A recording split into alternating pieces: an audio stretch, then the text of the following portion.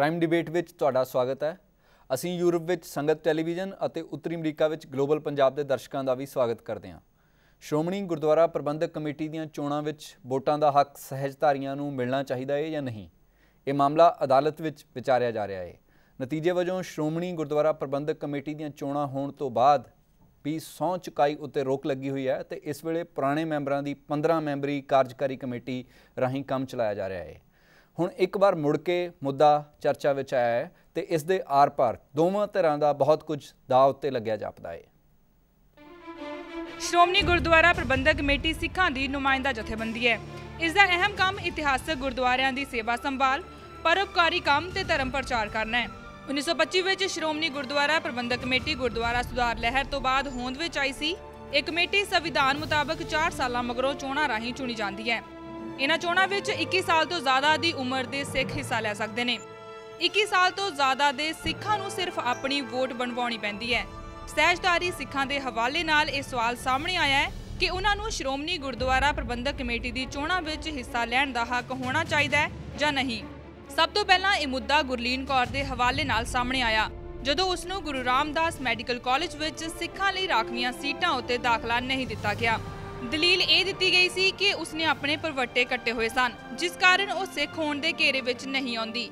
ਇਸ ਤੋਂ ਬਾਅਦ ਮਾਮਲਾ ਅਦਾਲਤ ਵਿੱਚ ਗਿਆ ਤਾਂ ਸ਼੍ਰੋਮਣੀ ਗੁਰਦੁਆਰਾ ਪ੍ਰਬੰਧਕ ਕਮੇਟੀ ਨੇ ਸਿੱਖ ਹੋਣ ਦੀ ਵਿਆਖਿਆ ਪੇਸ਼ ਕੀਤੀ। ਇਸ ਵਿਆਖਿਆ ਤਹਿਤ ਸਹਿਜਧਾਰੀ ਸਿੱਖਾਂ ਨੂੰ ਗੈਰ ਸਿੱਖ ਕਰਾਰ ਦਿੱਤਾ ਗਿਆ। ਨਤੀਜੇ ਵਜੋਂ ਬਹਿਸ ਸ਼ੁਰੂ ਹੋ ਗਈ ਕਿ ਸਹਿਜਧਾਰੀਆਂ ਨੂੰ ਸ਼੍ਰੋਮਣੀ ਗੁਰਦੁਆਰਾ ਪ੍ਰਬੰਧਕ ਕਮੇਟੀ ਦੀਆਂ ਚੋਣਾਂ ਵਿੱਚ ਵੋਟਾਂ ਪਾਉਣ ਦਾ ਹੱਕ ਨਹੀਂ ਹੋਣਾ ਚਾਹੀਦਾ। ਕੇਂਦਰ ਸਰਕਾਰ ਦੀ ਨੋਟੀਫਿਕੇਸ਼ਨ ਤਹਿਤ ਸਹਿਜਧਾਰੀਆਂ ਨੂੰ ਗੈਰ ਸਿੱਖ ਕਰਾਰ ਦਿੱਤਾ ਗਿਆ ਤੇ ਵੋਟ ਦੇ ਘੇਰੇ ਤੋਂ ਬਾਹਰ ਕਰ ਦਿੱਤਾ ਗਿਆ। ਇਸ ਮਾਮਲੇ ਨੂੰ ਸਹਿਜਧਾਰੀ ਸਿੱਖ ਪਾਰਟੀ ਦੇ ਪ੍ਰਧਾਨ ਪਰਮਜੀਤ ਸਿੰਘ ਰਾਣੂ ਦੀ ਅਗਵਾਈ ਵਿੱਚ ਪੰਜਾਬ ਤੇ ਹਰਿਆਣਾ ਹਾਈਕੋਰਟ ਵਿੱਚ ਪੇਸ਼ ਕੀਤਾ ਗਿਆ। ਹਾਈਕੋਰਟ ਨੇ ਆਪਣੇ ਫੈਸਲੇ ਵਿੱਚ ਕੇਂਦਰ ਸਰਕਾਰ ਦੇ ਨੋਟੀਫਿਕੇਸ਼ਨ ਨੂੰ ਰੱਦ ਕਰ ਦਿੱਤਾ। ਅਦਾਲਤ ਦੀ ਦਲੀਲ ਸੀ ਕਿ ਅਜਿਹਾ ਕਰਨ ਲਈ ਕਾਨੂੰਨ ਵਿੱਚ ਸੋਧ ਕਰਨੀ ਪਏਗੀ। ਇਸ ਦੌਰਾਨ ਸ਼੍ਰੋਮਣੀ ਗੁਰਦੁਆਰਾ ਪ੍ਰਬੰਧਕ ਕਮੇਟੀ ਦੀਆਂ ਚੋਣਾਂ ਹੋ ਚੁੱਕੀਆਂ ਸਨ, ਜਿਨ੍ਹਾਂ ਵਿੱਚ ਸਹਿਜਧਾਰੀਆਂ ਨੂੰ ਵੋਟਾਂ ਪਾਉਣ ਦਾ ਮੌਕਾ ਨਹੀਂ ਦਿੱਤਾ ਗਿਆ ਸੀ। ਇਸ ਹਾਲਤ ਵਿੱਚ ਇਹ ਚੋਣਾਂ ਰੱਦ ਮੰਨੀਆਂ ਜਾਣੀਆਂ ਸਨ, ਪਰ ਹਾਲੇ ਤੱਕ ਇਹ ਮਾਮਲਾ ਸਰਵਉੱਚ ਅਦਾਲਤ ਵਿੱਚ ਵਿਚਾਰਿਆ ਜਾ ਰਿਹਾ ਹੈ, ਜਿੱਥੇ ਸ਼੍ਰੋਮਣੀ ਗੁਰਦੁਆਰਾ ਪ੍ਰਬੰਧਕ ਕਮੇਟੀ ਆਪਣਾ ਪੱਖ ਪੇਸ਼ ਕਰ ਰਹੀ ਹੈ। ਇਸ ਦੌਰਾਨ ਪਰਮਜੀਤ ਸਿੰਘ ਰਾਣੂ ਦੇ ਇਸ ਬਿਆਨ ਨੇ ਬਹਿਸ ਛੇੜ ਦਿੱਤੀ ਕਿ ਸ਼੍ਰੋਮਣੀ ਅਕਾਲੀ ਦਲ ਦੇ ਪ੍ਰਧਾਨ ਸੁਖਬੀਰ ਸਿੰਘ ਬਾਦਲ ਨਾਲ ਉਹਨਾਂ ਦੀ ਗੱਲਬਾਤ ਚੱਲ ਰਹੀ ਹੈ।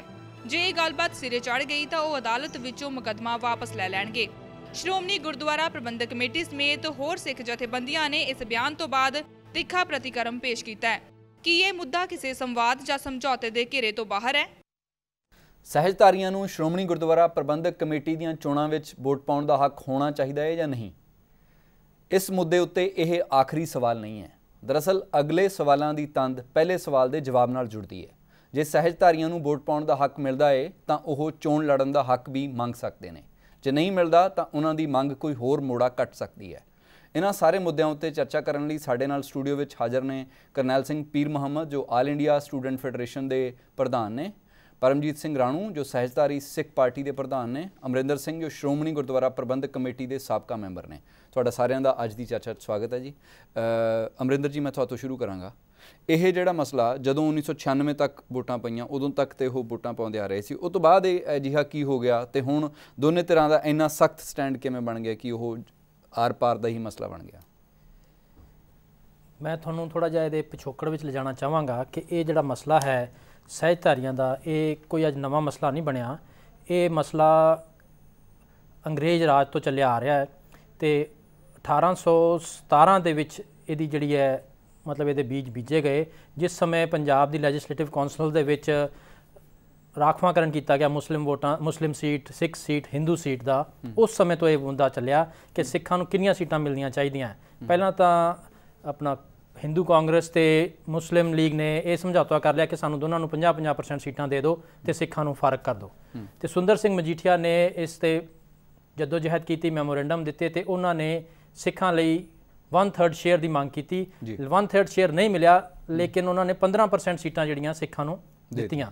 15% ਤੇ ਵੀ ਸਿੱਖ ਸੈਟੀਸਫਾਈ ਨਾ ਹੋਏ, ਉਹਨਾਂ ਨੇ ਵਧਾ ਕੇ 2 ਸੀਟਾਂ ਹੋਰ ਕਰ ਦਿੱਤੀਆਂ। ਉਸ ਸਮੇਂ ਇਹ ਮੁੱਦਾ ਹੋਇਆ ਕਿ ਉਹ ਸਿੱਖ ਸੀਟਾਂ ਦੇ ਵਿੱਚ ਇਲੈਕਟੋਰੇਟ ਕੌਣ ਹੋਏਗਾ, ਕਿਹੜਾ ਸਿੱਖ ਹੋਏਗਾ ਜਿਹੜਾ ਉੱਥੇ ਵੋਟ ਪਾਏਗਾ। ਉਹ ਵੋਟ ਨੂੰ ਲੈ ਕੇ ਨਿਰਮਲੇ, ਉਦਾਸੀ, ਸਹਿਜਧਾਰੀ, ਕੇਸਾਧਾਰੀ ਤੇ ਐਨੀ ਅਦਰ ਸਿੱਖ, ਐਨੀ ਅਦਰ ਪਰਸਨ ਜਿਹਦਾ ਇਹ ਦਾਅਵਾ ਹੈ ਕਿ ਵੀ ਮੈਂ ਸਿੱਖ ਹਾਂ, ਉਹਨੂੰ ਅੰਗਰੇਜ਼ਾਂ ਨੇ ਵੋਟ ਦਾ ਰਾਈਟ ਦੇ ਦਿੱਤਾ ਤੇ ਉੱਥੋਂ ਇਹ ਜਦੋਜਹਿਦ ਸ਼ੁਰੂ ਹੋਈ। 1921 ਦੇ ਵਿੱਚ ਆ ਕੇ ਉਸ ਲੈਜਿਸਲੇਟਿਵ ਕੌਂਸਲ ਦੀ ਇਲੈਕਸ਼ਨ ਹੋਈ। ਉਸ ਲੈਜਿਸਲੇਟਿਵ ਕੌਂਸਲ ਦੀ ਇਲੈਕਸ਼ਨ ਸਿੱਖਾਂ ਨੇ ਬਾਈਕਾਟ ਕੀਤੀ ਜੀ। ਜਿਸ ਸਮੇਂ ਉਹ ਸਿੱਖਾਂ ਨੇ ਤਤ ਖਾਲਸਾ ਨੇ ਬਾਈਕਾਟ ਕਰ ਦਿੱਤੀ, ਉਸ ਸਮੇਂ ਹੁਣ ਨਿਰਮਲੇ ਉਦਾਸੀ, Sahajdhari and any other person ਉਸ ਵੋਟ ਪਾਉਣ ਤੋਂ ਵਾਂਝੇ ਹੋ ਗਏ। ਉੱਥੇ ਸਹਿਜਧਾਰੀਆਂ ਨੇ ਇੱਕ ਕਲੇਮ ਕਰ ਲਿਆ ਕਿ ਵੀ ਆਰ ਨਾਟ ਸਿੱਖਸ ਜੀ। ਅੰਗਰੇਜ਼ ਦੇ ਸਾਹਮਣੇ ਉਹਨਾਂ ਨੇ ਆਫੀਸ਼ੀਅਲੀ ਕਲੇਮ ਕਰ ਲਿਆ ਵੀ ਸਾਡਾ ਵੋਟ ਦਾ ਹੱਕ ਨਾ ਖੋ, ਅਸੀਂ ਸਿੱਖ ਨਹੀਂ ਹੈ, ਤੁਸੀਂ ਸਾਨੂੰ ਸਹਿਜਧਾਰੀ ਸਿੱਖ ਕੈਟੇਗਰੀ 'ਚ ਰੱਖਿਆ ਹੋਇਆ, ਅਸੀਂ ਤਾਂ ਹਿੰਦੂ ਹੈ। ਤੇ ਉਹਨਾਂ ਨੂੰ ਅੰਗਰੇਜ਼ ਨੇ ਵੋਟ ਦਾ ਰਾਈਟ ਦੇ ਦਿੱਤਾ ਜੀ। ਤੇ ਉਹ ਜਿਹੜਾ ਪ੍ਰੋਸੈਸ ਸੀਗਾ ਉਹ ਅੱਗੇ ਚੱਲਦਾ ਰਿਹਾ। 1921 ਦੇ ਵਿੱਚ ਆ ਕੇ, ਕਿਉਂਕਿ British was hostile towards the Sikhs ਜੀ, ਕਿਉਂਕਿ ਬ੍ਰਿਟਿਸ਼ ਦੇ ਨਾਲ ਜਿਹੜੀ ਸਿੱਖਾਂ ਦੀ ਜੰਗਾਂ ਹੋਈਆਂ, ਸਭ ਤੋਂ ਵੱਧ ਅੱਜ ਤੱਕ ਦਾ ਰਿਕਾਰਡ ਹੈ ਕਿ ਕੈਜੂਅਲਟੀ ਬ੍ਰਿਟਿਸ਼ ਦੀ ਸਿੱਖਾਂ ਦੇ ਨਾਲ ਹੋਈ ਹੈ ਜੀ ਵਾਰ ਦੇ ਵਿੱਚ। ਉਸ ਚੀਜ਼ ਨੂੰ ਉਹ ਕਦੀ ਨਹੀਂ ਸੀ ਭੁਲਾਉਂਦਾ। ਤੇ ਉਹਨਾਂ ਨੇ ਪਹਿਲਾ ਗੁਰਦੁਆਰਾ ਮੈਨੇਜਮੈਂਟ ਬਿੱਲ 1921 ਵਿੱਚ ਲਿਆਏ ਤੇ ਉਹਦੇ ਵਿੱਚ ਅਸਟੋਨਿਸ਼ਿੰਗਲੀ ਪ੍ਰਧਾਨ ਚੇਅਰਮੈਨ ਨੌਨ ਸਿੱਖ ਰੱਖਿਆ ਜੀ, ਕਿ ਨੌਨ ਸਿੱਖ ਬੰਦਾ ਉਸ ਪ੍ਰਧਾਨਗੀ ਕਰੇਗਾ, not only of golden temple, of all ਦੀ ਸਿੱਖ ਸ਼ਰਾਈਨਸ। ਠੀਕ ਹੈ। ਉਹਦੇ ਖਿਲਾਫ ਐਜੀਟੇਸ਼ਨ ਚੱਲੀ। ਉਸ ਤੋਂ ਬਾਅਦ 1925 ਦੇ ਵਿੱਚ ਗੁਰਦੁਆਰਾ ਸ਼੍ਰੋਮਣੀ ਗੁਰਦੁਆਰਾ ਪ੍ਰਬੰਧਕ ਕਮੇਟੀ ਬਣੀ, ਜਿਹੜਾ ਮੌਜੂਦਾ ਉਹਦਾ ਸਰੂਪ ਹੈ ਜੀ। ਤੇ ਉਸ ਸ਼ਰਾਰਤ ਪੂਰਨ ਜਿਹੜੇ ਉਹਨਾਂ ਦਾ ਮਨਸ਼ਾ ਸੀ, ਉਹਦੇ ਵਿੱਚ ਉਹਨਾਂ ਨੇ ਉਹੀ ਦੋ ਜਿਹੜੇ ਐਕਟ ਮਤਲਬ ਇਨਕੋਰਪੋਰੇਟ ਕਰਤੇ, ਕੇਸ਼ਾਧਾਰੀ ਐਂਡ ਸਹਿਜਧਾਰੀ। ਵੇਅਰ ਸਹਿਜਧਾਰੀ ਜਿਹੜਾ ਸੀਗਾ, there is nothing like Sahajdhari Sikh, there is only one Sikh and he is Keshadhari Sikh. ਮਤਲਬ ਕੇਸ਼ਾਧਾਰੀ ਤੋਂ ਬਿਨਾ ਕੋਈ ਸਿੱਖ ਨਹੀਂ ਹੈ। ਰਾਣੂ ਜੀ, ਤੁਹਾਡਾ ਕੀ ਇਤਰਾਜ਼ ਹੈ ਇਸ ਮੁੱਦੇ ਦੇ ਉੱਤੇ? ਤੇ ਹੁਣ ਵਾਲੀ ਜਿਹੜਾ ਇਹ ਮੁੱਦਾ ਇਸ ਵੇਲੇ ਜਿਹੜਾ ਨਵੇਂ ਸਿਰੇ ਤੋਂ ਪੱਕਿਆ, ਕਿ ਸੁਖਵੀਰ ਹੋਣਾ ਨਾਲ ਤੁਹਾਡੀ ਗੱਲਬਾਤ ਚੱਲ ਰਹੀ ਸੀ ਤੇ ਤੁਸੀਂ ਤੁਹਾਡਾ ਬਿਆਨ ਅਖਬਾਰਾਂ ਦੇ ਵਿੱਚ ਜਿਹੜਾ ਛਪਿਆ ਕਿ ਤੁਸੀਂ ਇਹ ਜਿਹੜਾ ਮਾਮਲਾ ਅਦਾਲਤ 'ਚੋਂ ਵਾਪਸ ਲੈਣ ਵਾਲੇ ਸੀ।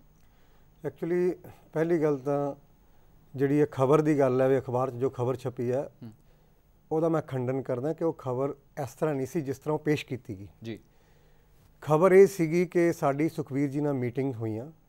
ਮੀਟਿੰਗ ਦੇ ਵਿੱਚ ਕੋਈ ਐਦਾਂ ਦਾ ਇਸ਼ੂ ਨਹੀਂ ਗਿਆ ਕਿ ਅਸੀਂ ਕੇਸ ਵਾਪਸ ਲਵਾਂਗੇ, ਜਾਂ ਕਿਉਂਕਿ ਕੇਸ ਅਸੀਂ ਵਾਪਸ ਲੈ ਹੀ ਨਹੀਂ ਸਕਦੇ। ਪਹਿਲੀ ਗੱਲ ਤਾਂ ਜਿਹੜਾ ਇਹ ਵੋਟਿੰਗ ਰਾਈਟ ਦਾ ਮਸਲਾ ਸੀ ਸਹਿਜਧਾਰੀ ਸਿੱਖਾਂ ਦਾ, ਇਹ 2003 ਵਿੱਚ ਵੋਟ ਅਧਿਕਾਰ ਜਿਹੜਾ ਹੈ ਕੇਂਦਰ ਦੀ ਜਿਹੜੀ ਐਨਡੀਏ ਗਵਰਨਮੈਂਟ ਸੀ, ਉਹਨਾਂ ਨੇ ਇੱਕ ਨੋਟੀਫਿਕੇਸ਼ਨ ਰਾਹੀਂ ਗੁਰਦੁਆਰਾ ਐਕਟ ਨੂੰ ਅਮੈਂਡ ਕੀਤਾ, ਗਲਤ ਢੰਗ ਨਾਲ ਅਮੈਂਡ ਕੀਤਾ ਜੀ। ਉਹਦੇ ਨਾਲ ਉਹ ਕੈਂਸਲ ਹੋਇਆ। ਉਹਨੂੰ ਅਸੀਂ ਚੁਣੌਤੀ ਦਿੱਤੀ ਤੇ ਹਾਈ ਕੋਰਟ ਦੇ ਫੁੱਲ ਬੈਂਚ ਨੇ ਬਕਾਇਦਾ ਉਹਦੇ ਤੇ 1.5 ਮਹੀਨਾ ਡਿਬੇਟਸ ਹੋ ਕੇ ਫੈਸਲਾ ਦਿੱਤਾ ਕਿ ਉਹ ਜਿਹੜਾ ਨੋਟੀਫਿਕੇਸ਼ਨ ਸੀ ਉਹ ਗਲਤ ਸੀ ਔਰ ਸਾਡਾ ਹੱਕ ਜਿਹੜਾ ਉਹ ਬਹਾਲ ਹੋ ਗਿਆ, ਉਹ ਨੋਟੀਫਿਕੇਸ਼ਨ ਕੈਂਸਲ ਕਰ ਦਿੱਤਾ ਜੀ। ਇਹ ਠੀਕ ਹੋ ਗਿਆ ਬਿਲਕੁਲ। ਹੁਣ ਸੁਪਰੀਮ ਕੋਰਟ ਦੇ ਵਿੱਚ ਐਸਜੀਪੀਸੀ ਨੇ ਚੈਲੰਜ ਕੀਤਾ ਹੈ ਹਾਈ ਕੋਰਟ ਦੇ ਉਸ ਫੈਸਲੇ ਨੂੰ, ਤੇ ਜੇਕਰ ਕੋਈ ਕੇਸ ਵਾਪਸ ਲੈ ਸਕਦਾ ਤਾਂ ਉਹ ਐਸਜੀਪੀਸੀ ਲੈ ਸਕਦੀ ਹੈ, ਤੁਸੀਂ ਨਹੀਂ ਲੈ ਸਕਦੇ, ਅਸੀਂ ਵਾਪਸ ਨਹੀਂ ਲੈ ਸਕਦੇ।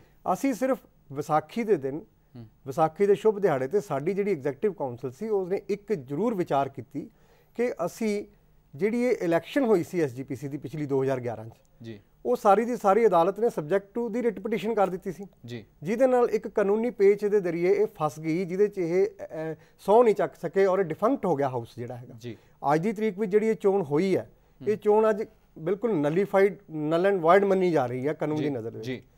ਅਸੀਂ ਇਹ ਫੈਸਲਾ ਲਿਆ ਕਿ ਅਸੀਂ ਪੰਥ ਨੂੰ ਦੁਬਾਰਾ, ਕਿਉਂਕਿ ਅਸੀਂ ਕੋਈ ਗੈਰ ਪੰਥਕ ਨਹੀਂ ਹੈਗੇ। ਭਾਈ ਸਾਹਿਬ ਨੇ ਕਿਹਾ ਕਿ ਸਹਿਜਧਾਰੀ ਜਿਹੜੇ ਨੇ ਸਿੱਖੀ ਨਹੀਂ ਹੈਗੇ, ਉਹ ਵੀ ਮੈਂ ਗੱਲ ਕਲੀਅਰ ਕਰ ਦੂੰਗਾ। ਅਸੀਂ ਵੀ ਸਿੱਖ ਪਰਿਵਾਰਾਂ 'ਚ ਪੈਦਾ ਹੋਏ ਹਾਂ ਔਰ ਸਾਡੇ ਵੀ ਜਿਹੜੇ ਸਾਡਾ ਹੋਰ ਕੋਈ ਧਰਮ ਨਹੀਂ ਹੈਗਾ। ਅਸੀਂ ਸਿਰਫ ਇਹੀ ਫੈਸਲਾ ਕੀਤਾ ਕਿ ਵੋਟ ਅਧਿਕਾਰ ਸਾਡਾ ਬਹਾਲ ਹੈ, ਕਿਉਂਕਿ ਹਾਈ ਕੋਰਟ ਦਾ ਫੁੱਲ ਬੈਂਚ ਦਾ ਫੈਸਲਾ ਜਿਹੜਾ ਖੜਾ ਹੈ ਜੀ, ਸੁਪਰੀਮ ਕੋਰਟ ਨੇ ਉਹਨੂੰ ਰੱਦ ਨਹੀਂ ਕੀਤਾ, ਕੋਈ ਸਟੇ ਨਹੀਂ ਮਿਲਿਆ ਹੈਗਾ ਇਹਨੂੰ। ਉਹ ਬਿਲਕੁਲ ਠੀਕ ਹੈ, ਸਪਸ਼ਟ ਹੋ ਗਿਆ। ਪਰ ਜਿਹੜਾ ਅਸੀਂ ਫੈਸਲਾ ਲਿਆ, ਅਸੀਂ ਲਿਆ ਕਿ ਜਿਹੜਾ ਪੰਥ ਹੈ ਇਹਨੂੰ ਅਸੀਂ ਡਿਸਇੰਟੀਗ੍ਰੇਟ ਹੋਣ ਤੋਂ ਬਚਾਉਣ ਲਈ ਕੋਈ ਦੁਬਾਰਾ ਚੋਣਾਂ ਦੀ ਭੱਠੀ ਵਿੱਚ ਇਹਨੂੰ ਅੱਗ ਦੇ ਵਿੱਚ ਨਾ ਝੋਕਿਆ ਜਾਵੇ ਪੰਜਾਬ ਨੂੰ, ਕਿਉਂਕਿ ਹਾਲਾਤ ਪਹਿਲਾਂ ਹੀ ਪੰਜਾਬ ਦੇ ਸੁਖਾਵੇਂ ਨਹੀਂ ਲੱਗ ਰਹੇ ਹਨ। ਤੇ ਅਸੀਂ ਇਹ ਫੈਸਲਾ ਕੀਤਾ ਕਿ ਆਪਾਂ ਕਿਉਂ ਨਾ ਜਿਹੜੀ ਇਹ ਹਾਊਸ ਦੀ ਇਲੈਕਸ਼ਨ ਹੋਈ ਹੈ ਉਹਦੇ ਬਾਰੇ ਆਪਾਂ ਕੋਈ ਸਾਂਝੀ ਕੋਈ ਐਸੀ ਗੱਲ ਨਿਕਲ ਆਵੇ ਜਿਹਦੇ ਨਾਲ ਇਹ ਇਲੈਕਸ਼ਨ ਜਿਹੜੀ ਹੈ ਦੁਬਾਰਾ ਨਾ ਹੋਣੀ ਪਵੇ। ਇਹ ਨੁਕਤਾ ਤੁਹਾਡਾ ਸਪਸ਼ਟ ਹੋ ਗਿਆ। ਸਿਰਫ ਜਿਹੜੇ ਸਾਡੇ ਵੋਟਿੰਗ ਰਾਈਟਸ ਨੇ ਤੁਸੀਂ ਸੰਖੇਪ 'ਚ ਗੱਲ ਕਰੋ ਹੁਣ, ਅਗਲੀ ਵਾਰ ਤੋਂ ਲਾਗੂ ਕੀਤੇ ਜਾਣ। ਹਾਂਜੀ, ਇਹ ਸਾਡਾ ਮਸਲਾ ਸੀਗਾ ਜੀ। ਕਰਨੈਲ ਜੀ, ਤੁਹਾਨੂੰ ਕੀ ਇਤਰਾਜ਼ ਹੈ ਇਸ ਗੱਲ ਦਾ? ਸਾਨੂੰ ਦੇਖੋ ਜੀ, ਇਤਰਾਜ਼ ਇੱਕੋ ਹੀ ਗੱਲ ਦਾ ਇਤਰਾਜ਼ ਹੈ ਕਿ ਜਦੋਂ ਤੋਂ ਖਾਲਸਾ ਪੰਥ ਹੋਂਦ ਵਿੱਚ ਆਇਆ, ਹਾਂਜੀ, ਸਮੇਂ-ਸਮੇਂ ਦੀਆਂ ਸਰਕਾਰਾਂ ਜਿਨ੍ਹਾਂ ਨੂੰ ਮੁਗਲ ਕਹਿੰਦੇ ਸਾਂ, ਉਸ ਤੋਂ ਬਾਅਦ ਅੰਗਰੇਜ਼ ਦੀ ਗੱਲ ਆ ਗਈ, ਤੇ ਮੌਜੂਦਾ ਸਮੇਂ ਦੇ ਵਿੱਚ ਸਰਕਾਰਾਂ ਦੀ ਇੱਕ ਕੋਸ਼ਿਸ਼ ਰਹੀ ਹੈ ਕਿ ਸਾਡੀ ਹੋਂਦ ਹਸਤੀ ਨੂੰ ਸੰਪੂਰਨ ਰੂਪ ਵਿੱਚ ਨਾ ਮੰਨਿਆ ਜਾਵੇ ਜੀ। ਤਾਂ ਇਹ ਉਸੇ ਕੜੀ ਦਾ ਹਿੱਸਾ ਹੈ ਜਿਹੜਾ ਸਹਿਜਧਾਰੀ ਸ਼ਬਦ ਹੈ, ਉਸੇ ਕੜੀ ਦਾ ਹਿੱਸਾ ਸਤਿਕਾਰ। ਜਿਵੇਂ ਰਾਣੂ ਜੀ, ਇਹਦਾ ਸਿੱਖੀ ਨਾਲ ਕੋਈ ਲੈਣਾ ਦੇਣਾ ਨਹੀਂ। ਦੇਖੋ, ਜਿਹੜਾ ਗੁਰੂ ਗ੍ਰੰਥ ਸਾਹਿਬ ਜੀ ਦੇ ਵਿੱਚ, ਹਾਂਜੀ, ਭਰੋਸਾ ਰੱਖਦਾ ਉਹ ਕੋਈ ਵੀ ਹੋ ਸਕਦਾ ਜੀ, ਉਸ ਨੂੰ ਸਤਿਕਾਰ ਦਿੱਤਾ ਜਾਂਦਾ। ਲੇਕਿਨ ਜਿੱਥੋਂ ਤੱਕ ਇਹ ਜਿਹੜਾ ਸਹਿਜਧਾਰੀ ਹੈ ਇਹਦਾ ਕੋਈ ਲੈਣਾ ਦੇਣਾ ਨਹੀਂ। ਹਾਂ ਦੇਖੋ, ਸਹਿਜਧਾਰੀ ਸ਼ਬਦ ਜਿਹੜਾ ਨਾ ਇਹ ਆਪਣੇ ਆਪ ਵਿੱਚ ਇੱਕ ਵੱਖਰਾ ਸ਼ਬਦ ਹੈ ਜੀ, ਜਿਸ ਦਾ ਕਿ ਸਿੱਖ ਧਰਮ ਦੇ ਜਿਹੜਾ ਮੂਲ ਕਨਸੈਪਟ ਹੈ ਉਹਦੇ ਨਾਲ ਕੋਈ ਲੈਣਾ ਦੇਣਾ ਨਹੀਂ ਜੀ। ਮੂਲ ਕਨਸੈਪਟ ਕੀ ਹੈ? ਮੂਲ ਕਨਸੈਪਟ ਇਹ ਆ ਕਿ ਗੁਰੂ ਸਾਹਿਬ ਨੇ ਇੱਕ ਸਿੱਖ ਤੋਂ ਅੰਮ੍ਰਿਤਧਾਰੀ ਸਿੱਖ ਦੀ ਸਾਜਨਾ ਕੀਤੀ, ਠੀਕ ਹੈ ਜੀ। ਤੇ ਉਹ ਦੋ ਸ਼ਬਦ ਨੇ ਜਿੰਦੇ ਵਿੱਚ ਇੱਕ ਸੰਪੂਰਨ ਸਿੱਖੀ ਸਰੂਪ ਦੇ ਵਿੱਚ ਕੋਈ ਮਨੁੱਖ ਰਹਿੰਦਾ ਤਾਂ ਉਹ ਸਿੱਖ ਮੰਨਿਆ ਜਾਂਦਾ। ਮਤਲਬ ਜਿਹੜਾ ਬੰਦਾ ਅੰਮ੍ਰਿਤਧਾਰੀ ਨਹੀਂ ਹੈ, ਹਾਂਜੀ, ਜਿਹਨੂੰ ਤੁਸੀਂ ਕਹਿ ਰਹੇ ਹੋ ਕਿ ਵੀ ਜਿਹੜਾ ਸੰਪੂਰਨ ਸਰੂਪ ਚ ਨਹੀਂ ਹੈ ਉਹ ਸਿੱਖ ਨਹੀਂ ਹੈ, ਇਹ ਤੁਸੀਂ ਕਹਿ ਰਹੇ ਹੋ? ਸਿੱਖੀ ਸਰੂਪ ਦੇ ਵਿੱਚ ਜਿਹੜਾ ਹੈਗਾ, ਜਿਸ ਦੇ ਦਾੜੀ ਇਹ ਕੇਸ ਹੈ ਲੇਕਿਨ ਉਹਨੇ ਅੰਮ੍ਰਿਤਪਾਨ ਨਹੀਂ ਕੀਤਾ, ਉਹ ਸਿੱਖ ਮੰਨਿਆ ਜਾਂਦਾ ਜੀ, ਠੀਕ ਹੈ ਜੀ।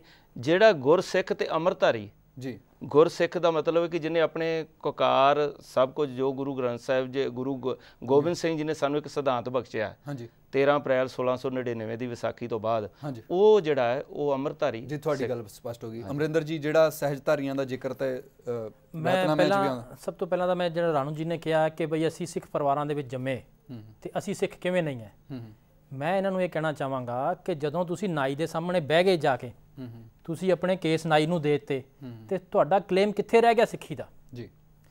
ਜਦੋਂ ਤੁਸੀਂ ਗੁਰੂ ਮਹਾਰਾਜ ਵੱਲ, ਗੁਰੂ ਦੇ ਸਿਧਾਂਤਾਂ ਵੱਲ ਪਿੱਠ ਕਰ ਲਈ ਤੇ ਤੁਸੀਂ ਕਹੀ ਜਾਓ ਮੈਂ ਸਭ ਤੋਂ ਵੱਡਾ ਸਿੱਖ ਹਾਂ, ਆਪਣੇ ਮਨ ਦੇ ਵਿੱਚ ਜੋ ਮਰਜ਼ੀ ਤੁਸੀਂ ਬਣੀ ਜਾਓ, ਅਸੀਂ ਨਹੀਂ ਤੁਹਾਨੂੰ ਕਲੇਮ ਕਰਦੇ। ਗੁਰਦੁਆਰਾ ਸਾਹਿਬ ਦੇ ਦਰਵਾਜ਼ੇ ਹਰ ਸ਼ਖਸ ਲਈ ਖੁੱਲੇ ਨੇ, ਭਾਵੇਂ ਉਹ ਸਿੱਖ ਹੈ, ਨੌਨ ਸਿੱਖ ਹੈ, ਮੁਸਲਿਮ ਹੈ, ਸਿੱਖ ਹੈ, ਈਸਾਈ ਹੈ, ਜੋ ਵੀ ਹੈ ਉਹਦੇ ਲਈ ਗੁਰਦੁਆਰਾ ਸਾਹਿਬ ਦੇ ਦਰਵਾਜ਼ੇ ਖੁੱਲੇ ਨੇ। ਉਹ ਗੁਰੂ ਘਰ ਆ ਸਕਦਾ, ਨਤਮਸਤਕ ਹੋ ਸਕਦਾ, ਪ੍ਰਸ਼ਾਦ ਛਕ ਸਕਦਾ, ਲੰਗਰ ਛਕ ਸਕਦਾ।